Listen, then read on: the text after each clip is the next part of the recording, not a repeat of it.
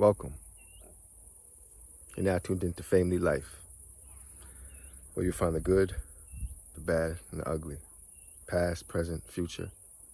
What it is, what it was, and what it looked like. Because it is what it is. And it's going to be what it's going to be. Now let's go fish. But before we do, I would like to toast to the bubble. That intriguing, mystifying, magnificent shape of a thing called the bubble. You know, it's quite powerful when one can encase themselves within a bubble, a force field of sorts.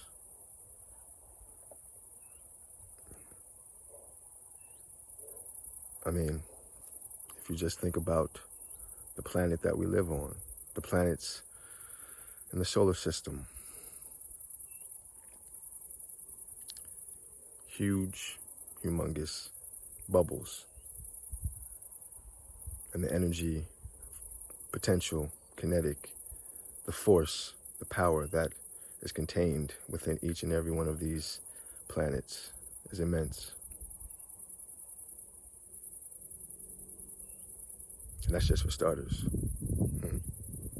So, here's to the bubble. When I was a young lad, my life's purpose was to become an NBA star. A dream of mine from probably starting the age of 8, 7. I mean, I started playing basketball when I was 3, believe it or not. Started dribbling a ball around that time, working on my handles, and that was my dream. And I was pretty close, became pretty close. College basketball was my limit until I injured my knee. And if I hadn't injured my knee, I could probably safely say I would have been playing professional ball somewhere, if not in the NBA, somewhere. I was pretty good back in those days, if I do say so myself. But I enjoyed the sport, so I lived it. I woke up, I ate basketball, I had a basketball with me everywhere I went. I was one of those, you know. But I really enjoyed the game. It was something that I really held near and dear to my heart, and I still do. Don't watch it as much as I used to. Probably not as much as I would like. But you know, life happens and attentions shift, things shift. But I happened to glance at what's going on in the NBA since these corona times, these alcoholic times have commenced. And they have something called the bubble, NBA in the bubble. And to be honest with you, I really don't know exactly what the bubble means. But if I had to take a guess, I would probably venture to say that it has something to do with encasing yourself in this bubble, this NBA bubble, while, you know, you have this social distancing going on and you have, you know, only a certain amount of people allowed to be in a building at once. So I just go out on a limb and say that it has something to do with that. The NBA bubble. But as I saw this, I began to think about the power of the bubble, you know, our individual bubble, our humanistic bubble that we have. You know, each individual has their own bubble. And then I began to realize that I feel many people don't give the proper attention, love,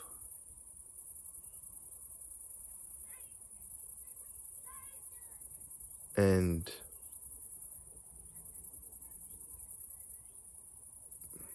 desire to maintain their bubble, their aura, their essence, as they should. I began to think about how it would be to live in a bubble.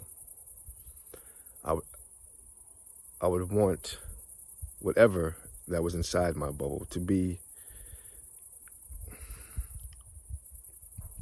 things that I enjoy, things that strengthen me, things that allow me to thrive. And I feel like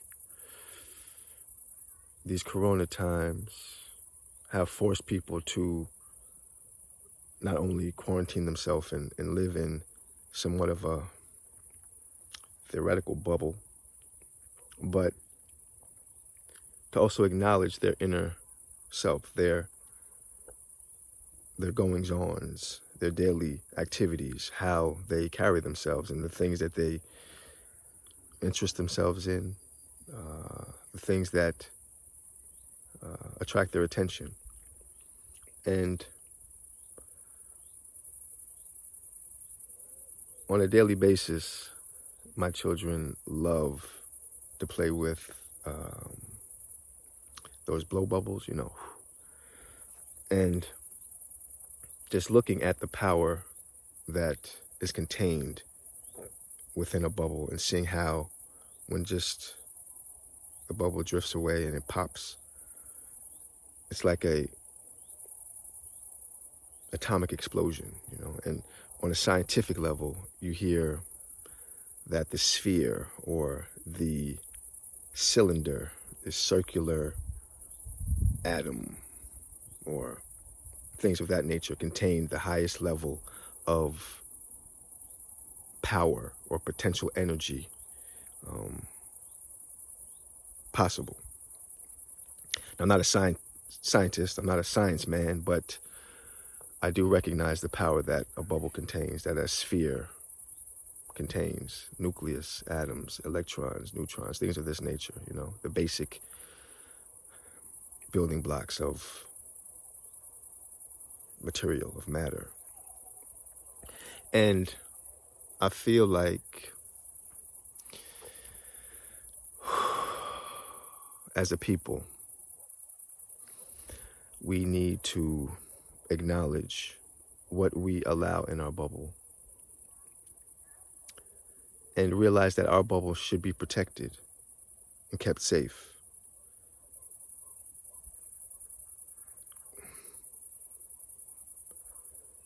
To thrive as an individual bubble, I think it is important that you identify yourself for your strengths, the things that allow you, like I said, to thrive, to evolve, to grow. And by doing that, I feel like it is very important for you not to allow yourself to be absorbed or distracted by other bubbles. I think it is good to involve yourself in the dealings of the world. Things that interest you, you should glance at from your bubble, but you shouldn't allow your bubble to be infiltrated with things that don't uplift you, don't serve you, don't edify you. Because like when my children blow their little soap bubbles, if your bubble pops, all of your power is lost. So when you allow yourself to be distracted, when you allow yourself to focus on other people's bubbles instead of focusing on your own bubble, you lose your core strength. You lose your ability to evolve and to become the very best that you can become and to allow your bubble to flourish. It's like when I was little, I used to be fascinated by blowing little spit bubbles, and the bigger the spit bubble, the more excited I became. But I feel like the concept is quite similar. The more you take heed to your bubble, the the more you fill yourself with positive, healthy, energetic foods, positive, healthy conversation, positive, uplifting, healthy music, colors, people, only allowing the things that suit you, that build you, that please you. Believe you me when I tell you, you are not required, you are not obligated to let anything within your bubble that you do not want. I promise you this. Take this from me.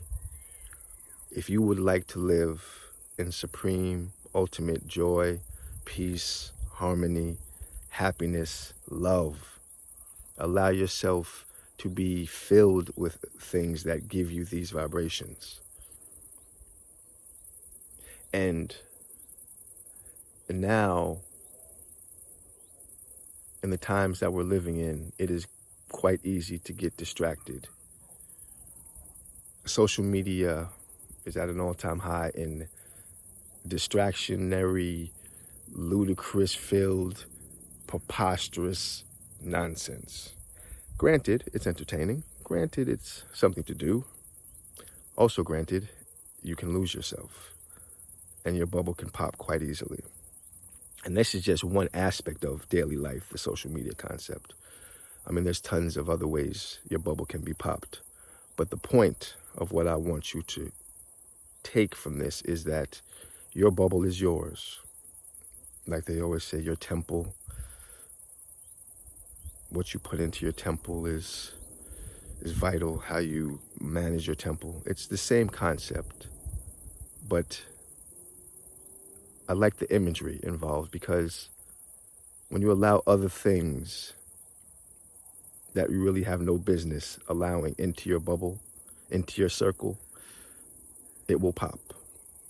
And you will lose all the energy, all the potential energy, all the kinetic energy, all the life force that is within that bubble dwindles. And you have the power. You have the power to deter this from happening, to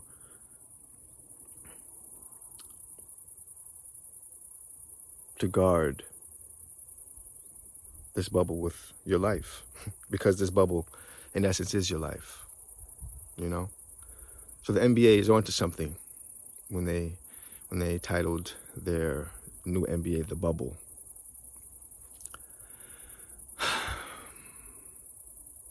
The power is within you. The power is with you. And if you didn't know it, it was with you all the time. But I think it's magnified during these alcoholic times that we're now dealing with. But don't forget, if there's one thing that you take from this bubble conversation, is that it takes time to build this bubble, to strengthen the bubble, to fill it with all the wonderful, glorious things that the world has to offer. But it can pop in an instant if not managed with care and love. So love yourself, love your bubble, protect your bubble. You are the guardian. You are the guardian of your faith, truth. You are in full control. You are in full control. Protect your bubble.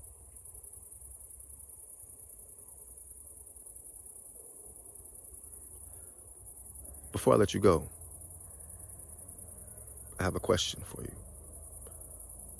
What have you forgotten?